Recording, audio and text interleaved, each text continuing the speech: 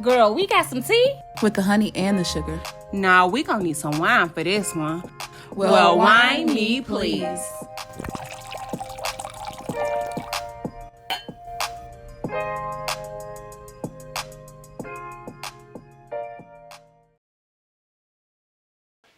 Hey y'all, welcome back to another episode of the Why Me Please podcast. Where your favorite trio is here to hit your airways and make your life better. I'm your fave, Shaniqua. Girl, did she freeze? I guess so. Like, what is happening here? I glitched. And I turned straight to you like. Well, clearly we know Dominique is in the building. It's your girl, Dominique. Having a very much so Dominique moment. And Candace. I was like, did we switch the order? I glitched. All right, what's happening here? Anyway, y'all, let's get into it. Before we start talking about Black Girl Magic, everything beauty, all the other good stuff, let's talk about our wine for today. So, in honor of Black History Month still going on, and we are representing everybody that's Black, we have Vine Candy Chocolate Bliss by Vin Trendy. And if y'all didn't watch that episode that we did before, go watch it. Okay. So, of course, we all know that chocolate is the world's favorite treat. If you don't like chocolate, then something wrong with you. Then you don't like us, so we don't like that. Oh, all right then. Okay. So the Vine Candy Chocolate Bliss is the fusion of red wine with natural chocolate flavors. Our chocolate flavored red wine has a fruity characteristic that hints at cherry notes that complement the chocolate flavors very delicately. Y'all, it is 12.5% alcohol, and we paired it with mixed berries and salted nuts. So, let's get into... I did a light pour just in case. That's fine with me. Okay, let's get into Like, it. we need more. I was like, I don't know how we feeling this morning. Let's start slow. Let's start slow. Okay, well... Oh, I already know what it's giving. Smell it, swirl it, smell it, sniff it. Cheers. Cheers, Ed. Oh, look, Dominique, cheers. And she was on point on that one. She said, watch this. Y'all ain't She said, watch this. She was But like, she bounced back. Y'all ain't gonna give me the mess up twice. Okay. All right, let's sip. I love the smell already, though. I knew it. You know It's giving Tootsie Roll. Really? To me, it is. See, I don't mind But it's Tootsie really Roll, good. though. Yeah, it's like really Tootsie good. Roll. Yeah, I love me some Tootsie Rolls. No, that is really good. And the cherry is very. It has a very sexy feel It's to more it. cherry than chocolate, though. I was going No, to say, seriously. I feel a fruity, sexy, You know, like it's a nice nightcap kind of drink, like a dessert. Yeah. absolutely. Because it did also say, like, when I was just Googling, like, what pairs well with chocolate wine in general, of course, desserts, and then, like, your mixed berries and nuts because you don't want to overpower too many things. Mm-hmm. But you know what this also reminds me of? Remember we had that wine from Wild Blossom? And it had like that honey wine. Uh-huh. This also reminds me of that I too. can see Like that. it's like maybe they got a little honey up in there or something. I don't remember what that was called, but that's Something really good. It's good. Yeah. I'm gonna give it a 10 out of 10. 10 out of 10 for sure. Yeah. Okay. We might have to do a 10. second pour of that one. Definitely got to do a second pour. Now this I can drink. Oh, you know it's good if she with the Right, pour a 'cause second y'all glass. know. Because she be like, Right, y'all know how she is. It go to my head, y'all. Okay, now you got to explain these nuts. Okay, Pause. these are almonds. They're almonds. They're fried salted almonds. You fried them? Okay. No, Oh. I bought them at the store like that. I mean, you be chefing sometimes. I know, but it was very interesting. So they was wet because of the oil. Yeah. Okay.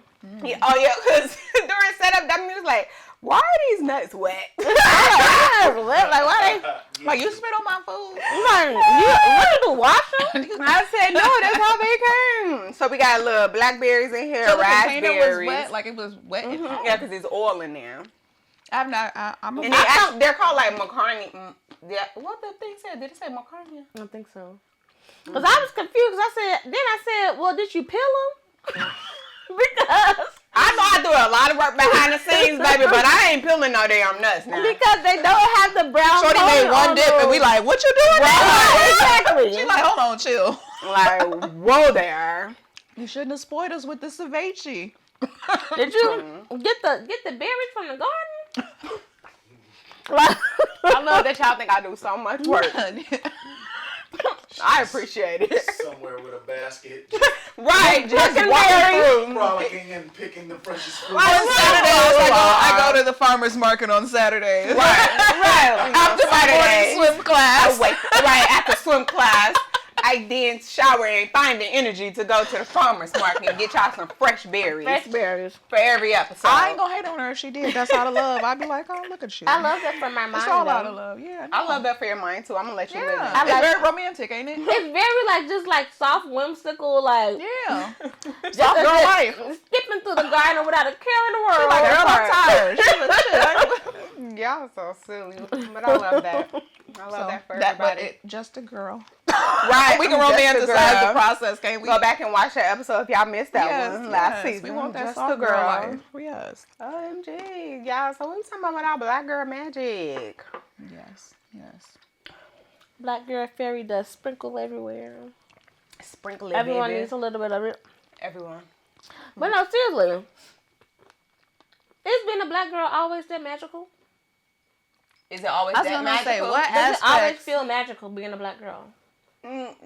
Nah. I was gonna Not say, I feel always. like we are just learning to embrace some of the things that we were taught to hate, which I kind of talked about this a little bit on TikTok or something like that. But like a lot of the stuff that I've learned to love about myself now are things that we were taught to hate, including our hair and natural hair and stuff like that. So it wasn't always beautiful and pretty like the journey. So what about And that's you? different for everybody. Right. But just since you started off, what about you outside of like maybe hair? But what about you? Do you feel like you was taught to kind of dislike about yourself, but now a you like list. you love? Okay. Starting with glasses, I'm gonna start there because being a blind is not a fashion, and it's a fashion now. So Being everybody blind has. is not it's fashion. You don't No, that's not- blind. Yeah, for that's my what she said, rib being a blind. I like being put it on blind. the shirt. My bad. Right. No, I heard you. But It was but hilarious. seriously, it has become fashionable. But you don't understand how much we got bullied for having thick Glasses. glasses framed like this. I get compliments so much now about, oh, I like your frames. I like your frames. And I spent being tortured in class about pop bottle glasses and things like that, where Yeah. now it's fashionable. No, it really Exactly. is. Yeah. Because now people wear glasses and it don't even have a No, prescription. it ain't even But you know, prescription. oddly, listen, I may be wrong. I may be reaching, and Spencer could probably let me know if I am, but it's just how I feel.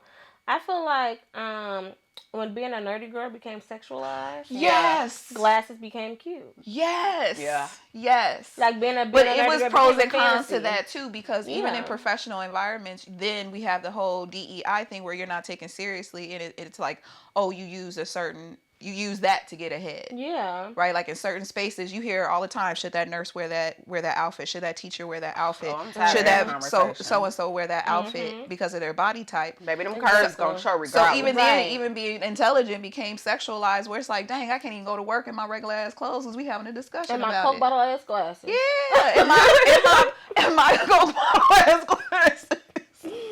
That'd be like, oh, you them glad, them you sexy ass nerd. Like, I don't want to be fantasizing over those glasses, but I feel like that's when it kind of became popular. So yeah, I can definitely agree because I was definitely a 4-eye baddie. It took me a minute. I actually started wearing contacts because I started playing sports, but like that's when I actually started getting approached and like getting attention and stuff like that. And I was like, dang, y'all thought I was ugly under Right, here? exactly. That's crazy. But yeah, Talking about not y'all thought I was ugly under here. I got bullied a lot. But I will also say, like, you do look completely different with glasses and without, like, anybody. Because even Jarvis, I was like, when he depend on his glasses, I'd be like, dang, that niggas, I put them contacts on. I'm like, oh, okay. All right, you had me concerned a little bit over there. That's why I be like, look, we disabled. Stop hating. You wouldn't sit there and laugh at the person who on crutches. Like, why would you? Why you laugh? Why am I a joke? Right. Nor would I. That part. Because they would. Well, you know, if somebody had a disability, I would hope you would mean- not be like, that nigga. You know what I mean? Like, come on now. Like, you got to be. Talking about some, so he crip walking. yeah, like, go ahead and get me. I didn't ask. For my ADA community, do she's that sorry, though. okay? Because we support y'all. Because black But- people don't take nothing serious. We don't. Yeah. And I love that for us. That's awesome. You gotta laugh at it sometimes. do have And that's to. the thing too, is like growing thick skin about that stuff. It Exactly. did become funny where it's like, oh, okay, you got jokes, me too. But I think that's how also you You can just- find a lot of black women who have such a strong sense of humor because we've had to laugh through so much. Like it's so much that we've had to just, like you said, you have to have a thick skin, you know, so that you can be resilient through things that most people will break under. Yeah, hair. So exactly, hair, complexion. I know for me, like in terms, like on my mom's side of the family, I'm the most melanated on my mom's side. So it's kind of like growing up amongst that question, like your skin complexion. Yeah. Even though like my grandmother used to always be like, "Oh, I just love your skin." My grandmother is very, very fair. She's like, "Oh, I just love your skin color so much." You know, it reminds me of, you know, her dad and stuff. But then I would hear some family members like, "You know, she ain't like you because you light skin." You know, like you hear stuff like that. It's kind of like, no, she don't like you because you're a bitch. That's what you want to say, but you're only 7. So, but it's like, you know, you grow up hearing things like that. Or like I said, like, you know, I have made it very clear to my family because I'm brown, my husband's brown. I know my baby's going to be brown. If any one of you MFers try to look at my baby ears, you can guarantee that you just won't be around my baby. Oh. Yeah. Because it's the whole thing of look at their ears to see how dark they're going to be. Yeah, I remember those conversations. You know, or too. look at their nail bits. Their nail bits tell you how dark they are. Why does it matter? And not doing stuff on your knees to not darken your knees or your elbows. Exactly. And stuff like that. Make sure that baby don't be outside too long. You want the baby to get darker. That part. You know, and it's just kind of like, why not? Like, what's wrong with darker skin? Yeah. I feel like, I feel like a lot of women got told that more so than young boys, though. Because with young men, it's like everybody wanted a dark-skinned young man. They were sexualized, and I will give them that. Yeah. They were hyper-masculine. Exactly. Hyper-masculinated. At young ages. And it's like something about that, like the darker the male, the more powerful they appear to be. And even when I look around today, like at social media, for It's the still a most thing. part, most of still a the thing. darkest men have most of the lightest women. Again, I think that's part of the cultural concept too of wanting because of, I want to say, light skinned people being more accepted in white culture or you know, things like that, where it's like overcompensating. Like I want to be embraced by the culture. I want to be seen as less volatile or less threatening. So here's my counterpart kind of situation to feel included. Exactly. So yeah, so in a lot of Or and some like, self-hatred. Yeah, I've been bullied and hated so much where I don't even like my own people and I'm attracted. Exactly. I can't even look at myself as attractive. I think a lot of Internalized young hatred. men do that too. They have a lot of internalized hatred, and then just because of society, they face like a lot of them like, I get judged because of the color of my skin. I need to have a child that's much lighter than me, so they won't get judged. Survival. Honestly, some of it is like a survival thing of like, yeah, if my child is lighter, maybe they won't have the same struggles I have. Exactly. Yep. Yeah.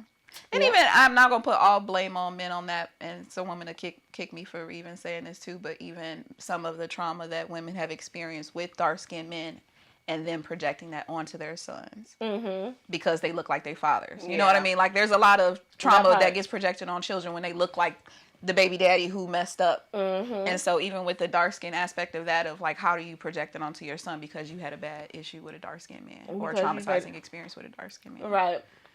So yeah. 100%. So color, the hair.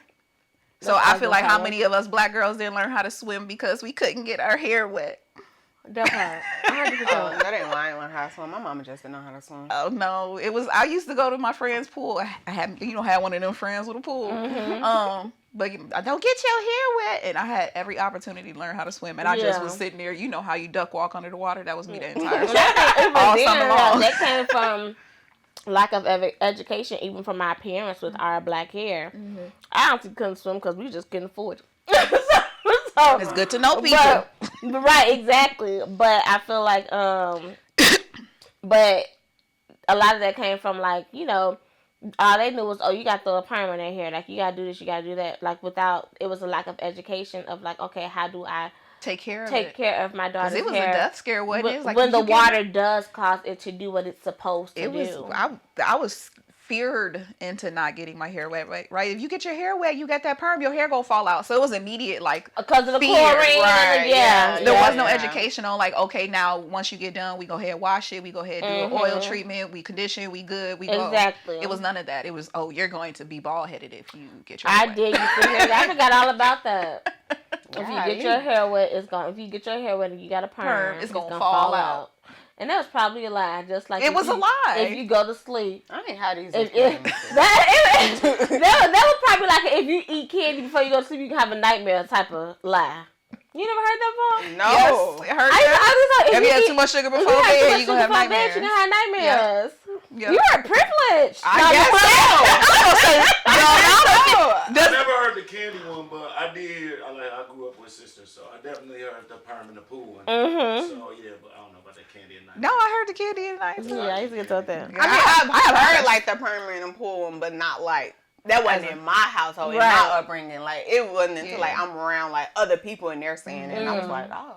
Yeah, no. It was a lot of fear of being a woman, actually, where I do feel a lot of womanhood I learned later in my 20s and 30s. It wasn't until I was around other women that I got to experience, like, oh, this is what womanhood should and you know, is.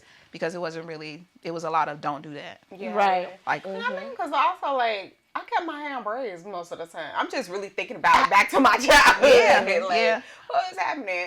Mostly braids and then ponytails. It was a lot of braids. Didn't have braids. access to getting in the pool all the Right. time. Man. it was braids for a other while stuff, so. until we couldn't afford it no more. And then it was My like, grandma was a braider. That's the reason why I had braids all the time. Yeah, my mom had carpal tunnel, so she could until she couldn't, and so that's when she had to pay for somebody. But then after that, it was like, okay, well, your hair is unmanageable. That's when it turned to perms and hot combs. But for a while, I wasn't even a perm kid. It was just keeping my hair braided, and then it was it was the cheaper that I had a perm. I mean, granted, of course, growing up, like, yeah, we want a perm because you get to see how long your hair really is when it's straight. That whole ordeal. But of course, as I got older, maybe like in college is actually when I stopped perming my hair. And to learn like what my hair texture actually was like, I had 4C. I have like really spongy hair. So even with like having a short haircut, certain parts of my hair, y'all see my waves, they coming in. But certain parts won't do that because it's like it just wants to go back to like a spongy drawn up, which is also like when I first locked my hair, my loctician was so surprised at how long they were because my hair just drew right back up. I wet it, I washed it, it just, the shrinkage was extremely real. And then she's like, your hair comes all the way down here. And I was like, oh yeah, it's just, that's what it does. But it was like, dang, if I would have known my hair was this texture, or at least been able to embrace it at a younger age, I wonder about all the possibilities. A silk press, she would have killed that bitch. Baby, okay. What we talking about? It ain't too late though. I mean, it ain't too late. It ain't. I can always too do late. that, but I know I ain't gonna do all that. I still remember when I had my first perm. I kept saying to my mom, I can't just get the perm because this means that my hair gonna grow. And she like, it's not gonna grow. It's gonna be straightened, so you will see the length of your hair. I was gonna say I didn't think about in length. my mind. I kept saying it's gonna grow. My hair is gonna grow. I was tender headed. I just wanted whatever was gonna get that comb through Yeah. easier. I always would have been a girl who didn't really care about like style too much. It was like what's gonna be the most easy and convenient. Locks ended up being that thing, but I got a perm store. My mom was in the middle of perming my hair and the pipes froze and the water stopped running. While the perm was in my hair setting, girl. Everybody had to go outside and start getting snow and putting it in pots and start boiling water so they can get the perm. Oh my gosh. Girl, yes. I was like, just even think about, burning this shit. Yeah, and you depending on people. You like, now you talking about some wet water, boil the snow. You ain't bringing enough snow. I'm a kid But the frustrated. bad thing is they can put a pot full of snow, and as soon as they melt it, it's a cup of water. That part. That is the funniest funniest story I have about my hair, and I'll never forget that. I was like, I'll never put my kid through a perm. Never gotten a perm after that. I'm like, Mom, you can never do this. It was still forced upon me. It would have to been like several gallons of reserve for emergency. Exactly. And that would legit be a trauma response, and you always got water just stacked somewhere. Exactly. Regardless. I think she might have got Hinkley after that. You know them gallon jugs? I ain't surprised. Yeah, Now we always might gotta have. be prepared. Girl, you was about to be looking like Myra. Girl, I was gonna be one of them. What is that? Martin, when she didn't put that neutralizer in that perm. I was finna be out here. She's about to be a I was sitting there sister. counting on my siblings like, let's go, let's get it. Oh That my is crazy. goodness. Yeah, I wish that I would have. I didn't start. I think when I was in college, that's when like the natural hair movement started for Black women, and It was so beautiful to see. it really was. And I remember when I did my own big chop. I think I had. So I actually ended up going natural because my cousin, who was a beautician, she always did my hair, and when I was in college, she passed away. So I just didn't feel comfortable like having anybody else do my hair. I was like, that's her role, like, And that's what another she thing. does. Like, we didn't play about who did our hair either. Absolutely. And then like even in You'll general, dry for people that. would be like, you don't have everybody planning your hair. Yeah, like you yeah. have one person that does your That's hair. one Don't thing keep we having grew people up planning your knowing, hair. too. So when I was in college, I was just like, ain't nobody touching his hair, man. Like I just have to figure it out. It was my cousin would do my hair, or I was going to go get braids. So I got braids all the time, and then naturally it just ended up growing out. And I was like, you know what? I'm about to cut this perm off, and then I cut it off. And I had been natural until like, what was I, her like 2000. She passed 2010. I think she had passed away 2010 or 2009. And then I didn't get a relaxer until I got a pixie, and that was in 2018. And then I let that, and then I got the relaxer. Hated the relaxer, and then let it grow out again. Natural. So, yeah, but I only hated the relaxer, I think, just because my hair is naturally fine. Like if I press my hair out, you would think I had a relaxer in it. So having a relaxer on top of hair that's already fine, it just made it even more thin. So I was like, next time I'm just not gonna get a relaxer at the top. Just find someone. But yeah, but I enjoyed it. I will say also, like, just thinking about women's standards and beauty and like hair. When I did cut my hair, which is why I'm super excited to go back to having a pixie, it forced me to love me. Because I didn't have like any hair to mask. And I can imagine it to be in the same way with going on your lock journey too, because you don't start with long locks, and even your locks even end up becoming shorter than what your hair is because of the shrinkage. I tried the lock journey for like 3 months, and I didn't survive because look, the lock tissue. This is what she messed up at. I'm all over the place. This is what she messed up at. So she locked my hair, right? She did the coil method, and then she took a picture, and she was like, "Here's a picture of where your locks were." I was like, "Oh, we're in the game! Like this is what's up." She put me underneath the dryer, and I came from underneath that dryer, and I said, "What the fuck is this? What is it?" Them locks was like, I was like, "How we go from here to here, boy? Like, help me understand." So, but I had ended up doing it for a little while, and then I was just ready for more versatility. But I feel like had I continued to go on the lock journey, I would have been able to see how versatile locks are. But now I'm just ready for convenience and just to chop it off. But anyway, I forgot what I was at. You were saying that it forced me. It forced me to love me. Like all I had was my face. I didn't have my hair to hide behind. You know, it's like, you know, and it forces you to have confidence like you've never had before. It's like, I don't have a choice but to rock this. Like, then I'm gonna rock it with a style. I'm gonna rock it with confidence, and I think that also draws people to you. Like, it's your confidence about. Because I've seen some of the most beautiful women. Yeah. With the worst confidence. Yeah. With everything on. Yeah. So I'm like, I have nothing on. I don't have anything but to be confident at this moment. No, for real. No, I think that's how it was like when I cut my locks, and like I was like, what the fuck? I'm like, I don't like this. Like, I knew I would like it, but, you know, the stages leading up to, like, actually get my hair done and stuff like that. Like, if y'all seen the actual video, I was just like, oh, my gosh, you can get me out I was like, girl, remember your face. Right, like, face hard. I was like, girl, face hard. I cannot. And I was just like, and cutting my locks, actually, because I do have acne, like, blemishes, and I suffer from acne.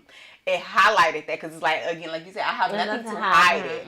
So where I'm able to like throw locks this way because I'm having a little break on this side. Just swing it on this side. Y'all can't really see nothing. You know what I'm saying? It's like, oh, shit, y'all see every damn thing. Mm-hmm. It's like, I ain't got nothing to have. So I was like, you know what? I got a bunch of big earrings. I'm going to throw my earrings on. Right. I'm a look cute because, acne ain't nothing new for me. So I'm like, you know what? You got this. Exactly. But then I also realized, like, I was able to see my hair, my scalp again, and my hair again. And I noticed, like, this is me being vulnerable, but there's like, I have like little mini small bald spots like in different areas because, well, it feels like bald spots, but it's because my hair is so thin in the locks as they, which created also, sections like in which is also why I was like, it's time for me to let them go because the longer they were getting, the more it was pulling. And so like in different areas, it's like very thin. So which is also why I don't like when my hair is all black. I'm like, because you can see it too better unless I decide to actually do a dye of black.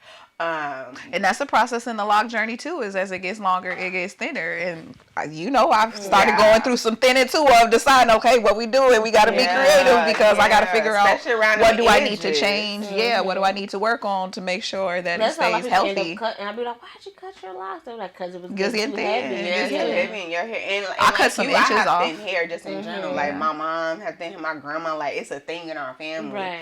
So it's like, okay, let me figure out how to grow these little spots. So Beyonce, if this sacred oil don't work, we finna have a problem. I just want you to know, but I love you, girl. Look. Because I heard it be working.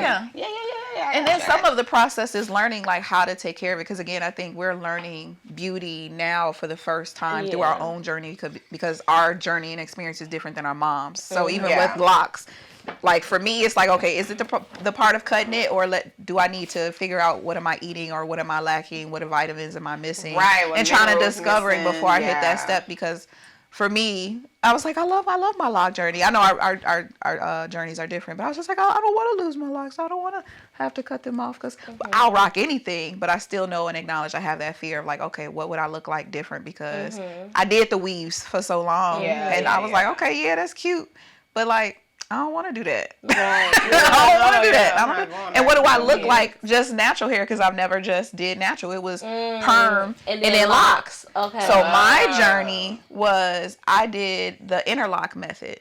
Okay. And so I still, because I had grew my hair out for maybe 3-4 years, and so I had at least a good amount natural, and then the ends were still permed. Okay. And so from that point, I was keeping my hair braided and had like sew ins and stuff. Okay. So it was partial. So when I did mine, I interlocked it, but I still had permed ends, and I was just clipping as it was going. It was still kind of looking weird because it was like straight at the little bit. So I've never seen what I look like with just like a natural fade or bob or fro or nothing. So I used to love my little natural. So that's my fear, is like I don't know what that would look like if I did start over. I used to rock a mean fro hawk. You did. I got a big ass head, y'all. I know y'all be saying I don't. My head is. She be thinking. You don't go hat shopping with me, ma'am. It's just ain't as big as I've never been able to get a hat on my head, no matter what the style. I know it, but that's because I have a round head. Maybe it's the shape of my head, but I can't. I can't never get it. I can never figure out like where's it big. Even when I've had like perms and all, I could never get the hat to fit on my whole head. Was the hat just too small? It was different kind of hats. It was different hats. It was like the little fedoras and little beach hats and all of that stuff. It was always too tight. It was always too tight. I don't know if it's a sensory thing, maybe. It was just always too tight on my head, and I'd just be like, no, I can't. Don't have for me. Yeah. I would think about in terms of like this black women in beauty. And the things that we actually absolutely stray away from. So something that I've seen become more popular with black women that I would be like, oh no, black women don't do that. Oh, we don't have to do that. It's like Botox and fillers. Oh yeah, I got plenty of friends that do that. And it's actually now like it's not something that I want to do at this point in my life, but it's something that I would like if I get older and I do start to see like me aging a little bit more. I don't think a little bit of fine tuning, like, ain't nothing wrong with it. Like, I feel like it's becoming less of, they say, like, oh, that's what black people do. And black women are embracing it. It's like, no, this is just like a refresher. Like, it's just like a maintenance. Exactly. Now, some people be going overboard. Out here looking like Jaw. What's the name? What's the name? It's just it's supposed to be little touch-ups because you ain't really supposed to do that too much anyway. Just a little bit here, a little bit there. Like you got a wrinkle, puff out the wrinkle, bags under your eyes. And it's been something that like I never even thought about because to me that was something that black people didn't need to do because black don't crack, but some of us is cracking. Some of it is laugh lines, which isn't a bad thing. That's like okay, cool. Right, you have laugh, be happy, right? And then I've considered it because of sweat. Because being a sweaty girl, I was like, I thought about doing it just to stop the sweat glands, so I wouldn't be so sweaty. So see, I wouldn't mind doing it because these armpits be sweating too much. A lot of people do it for armpits. A lot of them do it in the armpits. Too. Yeah, I've definitely sign me up. I'll sign up for that one. Yeah, they be like $2,000. But nothing's wrong with, and even the whole body modification conversation on that too.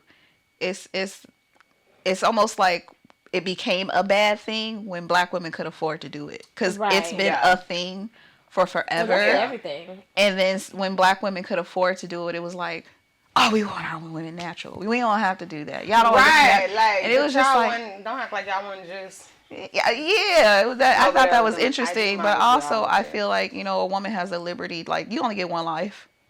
This your life. Exactly. If you have a goal to attain a certain thing, what is the judgment or criticism with absolutely women doing that? There's like this automatic assumption of insecurities, which we all have them. Exactly. And I'm not saying that I'm going to completely change my entire appearance, but I'm talking about modification as in let me fix what just broke a little bit. And it's not even broken. It's like you want it to be different. That's different. It don't even have to be broken. Like, that's absolutely. I was simply thinking about just going back to hair, too. Like, black women would typically get, like, shamed for wearing weaves, but white women, they just have extensions. Right. They've been wearing clip-ons for years, and I'm just now finding out. Yeah. All type of stuff. I was in line, and I was like, what is that? I was at the airport. I was like, is that... I didn't realize that was a thing. It's very common. Yeah. Oh, it's been common forever. Yeah, but you would make it seem like, and even exactly. on the topic of color, like our hair comes in different colors, textures. Exactly. And so there's we want to be white. So I was going to say there's always this assumption that we're trying to be white passing, and it's like, no, we have a variety. Don't be upset that. We just have it like that. So we got the Eve. There is some blonde black people. There are redhead black people. Exactly, there are. Yeah, blue-eyed black people. That part, exactly, and without a trace of white blood. Mm-hmm. And so when my little cousin was born, as he got older, his hair changed, but he was a full redhead baby. Yeah. We was like, where did auntie, where who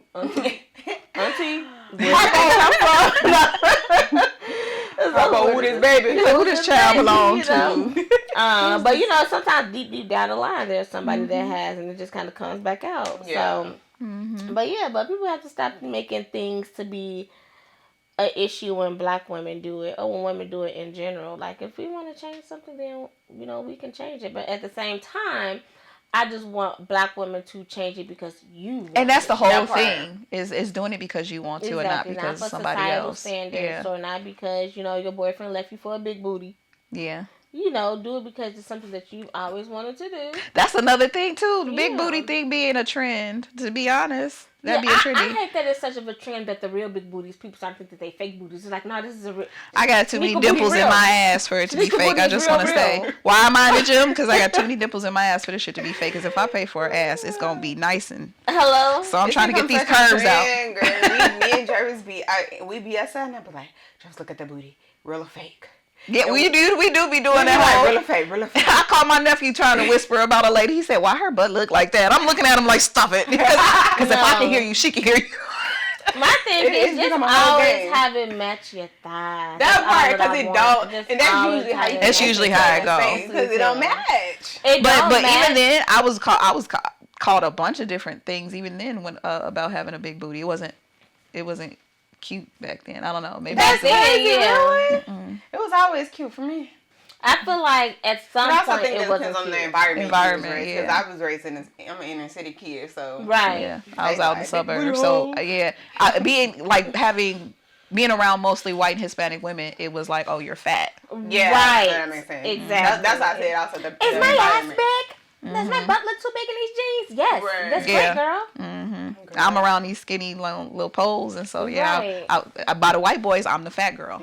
Right, that makes sense. And that too, as a black girl, I look back at so many like black girl sitcoms when we was younger, and all of the girls was made to think that they were the fat friend, and they were small as hell. No, seriously. Like I was thinking about, like for example, Countess Vaughn, Brandy's friend from Brandy. Yeah. She was made to seem like the fat, and I was like, When I go back and watch Brandy, I couldn't even get past the first episode of Brandy. When I tried to go back and watch it, I was like, I couldn't. No, and that's no offense to the show or whatever. But I was like, oh, why are they bullying this girl? Like, I didn't realize it growing up and how much she was getting bullied in that show. And you look at her now, and I'm just like, that's the size I'm trying to be. Damn.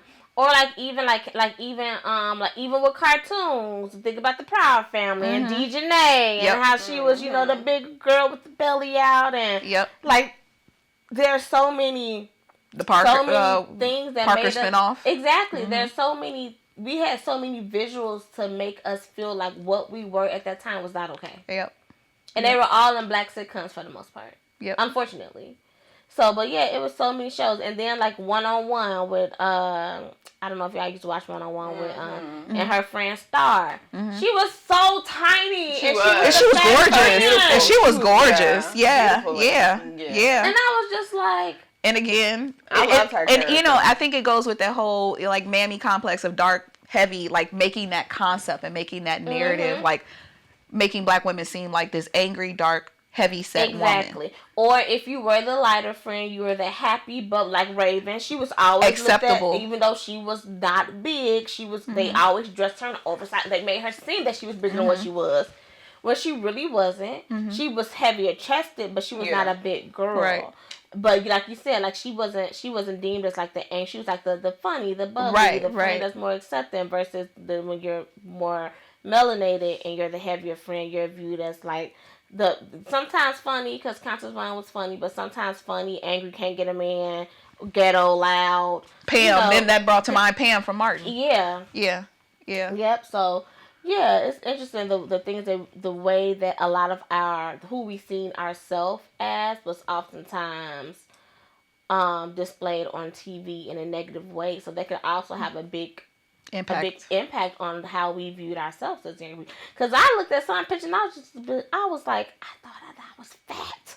Girl, yeah. I thought that I was fat. Like the pictures, like I thought that I was fat. I want to be that fat again. That's how fat I want to be. Like I couldn't believe it. And I was like, why did I feel that way about myself? That's that narrative. I love that it's being embraced better because I think our moms were fearful. I don't know if it was like simply just community, but I felt on both ends it was a lot of narratives on what you could and couldn't do as a woman, where it was very confusing.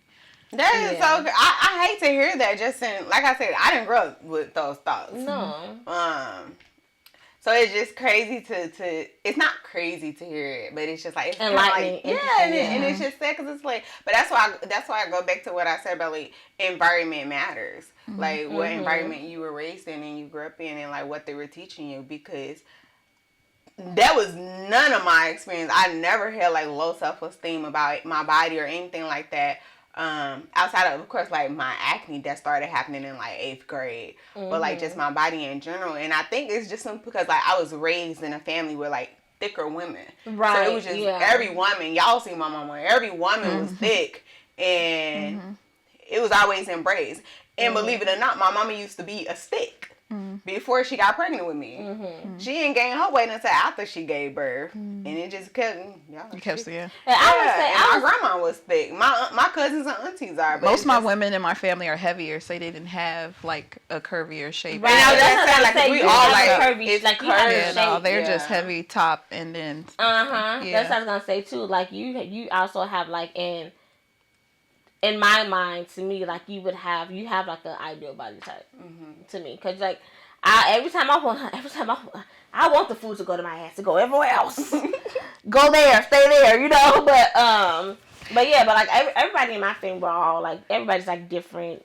And I see even with the ideal body type with my mom, it was different on like she wanted to shelter me because she didn't want people to know that I had that body type. Yeah. So I wore a lot of baggy clothes Okay. and men's clothes and stuff like that to like, I was a tomboy. Yeah. So it was more like I was taught to hide my figure and hide how I Okay. look versus embracing my figure and being comfortable in clothes. Yeah, my Which mom also makes sense because, you know, Trauma. I was about to say Yeah. trauma. She may have seen or experienced some Yeah. stuff, and she's like, She I'm not old men about used to. She would catch Yeah. old men like checking me out and stuff, and so I'm sure that Right. fear. Yeah. Yeah, I think for the most part, like, mine did necessarily, outside of, like, complexion, I think most of mine just came from, like, what I would see, like, in the, like, in media. And I've always, like, my weight as a child, like, I've always had, like, fluctuating weight, like, all the time, so I always went up and down. But, like, I am, like, my mom has always been, like, you know, always put, like, you know, words of encouragement to me and things like that.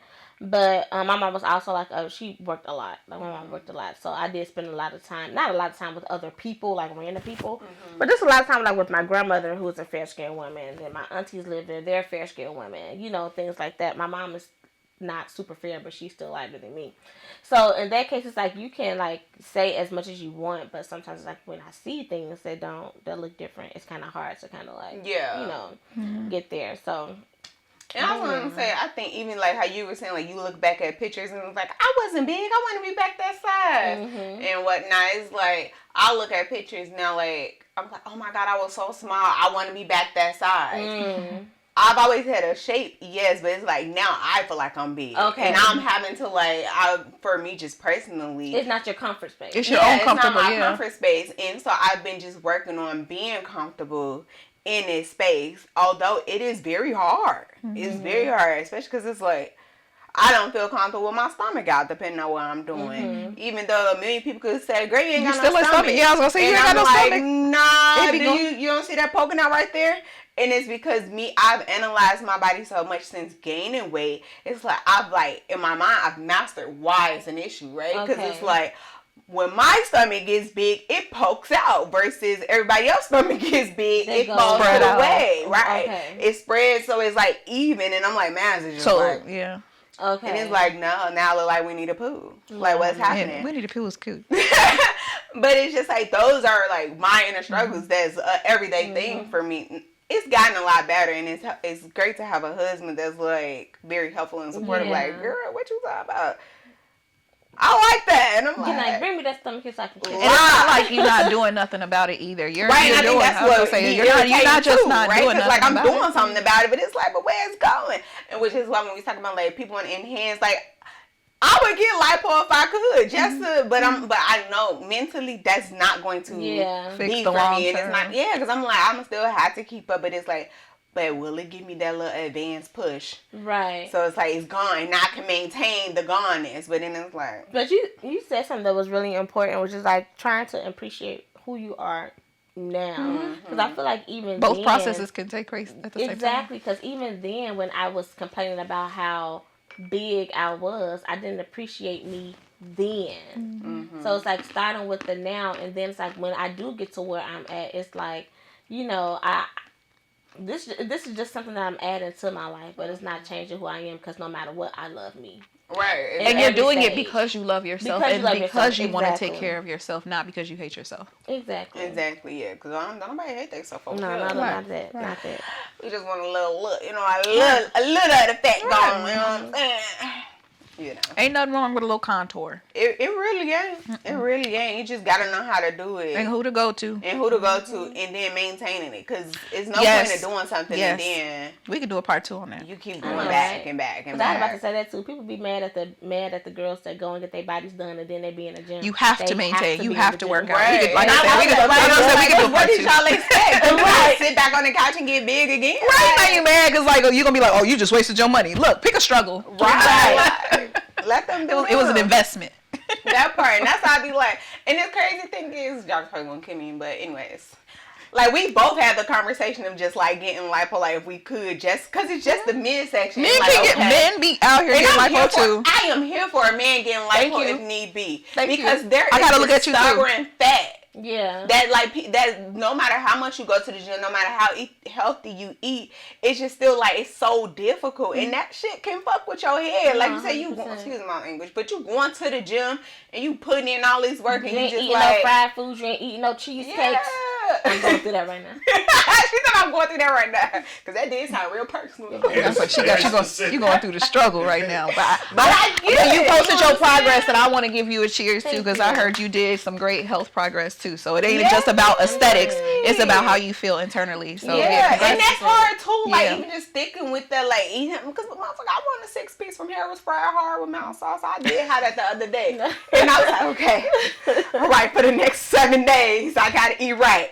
But I'm gonna go back and get my allowed. in. You know what I'm saying? We could do a part 2 on that, because I feel like you should be allowed, and that's the thing, is about a balance. Because you totally restrict yourself, that is how you keep and you're gonna end up overkill. Yeah, that's why I balance with my incorporate it into your life slowly, or and burger. you're good. Yeah, you deserve those things too. Because like we eat pretty healthy. Y'all be seeing me on meal prep all the time, but it's like boom. But if I want that one day where I'm finna go eat some pizza, that's what I'm gonna do. That's what you get. And that's the thing that me and Jarvis had to like really internalize. Like, okay, it's okay for us to have a cheat day one day a week if that's what we want to. Even if you want to call it cheat day. Because, like, first of all, healthy food get boring sometimes. It is what it is, okay? And food you cook at home get boring sometimes. Sometimes you just want the people at the restaurant to put their little spin on it. But it's like, it's hard work. And it take a lot of dedication. Sometimes that shit ain't easy. Sometimes it's a journey. I be wanting to have a cheat day, but I notice I have to pick my cheats. Because I be like, I'm cheating today and I cheat all day. I won't do that. I'll just pick that one. That's how I am now. Cheat. So I'm a sweet girl. Like I love. Have you had the nothing bundt cake? Girl, y'all, here they go. No, here they go. Oh, it's so good. I gotta try, but it's seasonal. Go get it right now. I had went to Sean. It ain't gonna be in season by the time. It don't matter. Y'all missed out. They had a Ben and Jerry's, and they had this ice cream, and it's called ultraviolet. Not for y'all. What do you say, seasonal? But I just had chose my little cheat because I hadn't had nothing sweet, and I had just got me some ice cream, and I banged that ice cream. I was in every. You have to get a quart. Get a smaller size. I got it on the cone. I don't know what. I bought me a cone yesterday. Like the love. Like I get those little small. Yeah. Oh, you just get the small. Okay. Yeah, that's 2 servings right there. Don't eat it all at once. Come back to it later. Guilt free. Don't get it. You did good about it. Just get. Yeah, get a cone. I got a cone yesterday. So I was like, Bang this is my little cheat for now. I put it in my MyFitness. That was my breakfast. My fitness plan. I'm still under my. It was a meal substitute. Exactly. It was breakfast. For lunch. It was my breakfast. It's called improvising. It had my fat, I ate healthy the rest of the day. Exactly. Oh, for real. Because that's what I do in a minute. It's part of the Eat journey. a little piece of cake and then go have a salad. Mm-hmm. And then I do 30 minutes on the treadmill. Now I gotta get my carbs. I gotta get my carbs. There you go. Right. That part. Anyway, all right. Like you said, we gotta get back on track. On track right now was probably the end of the episode. Cause we can anyway. Episode. We can do a part 2 on this health kick.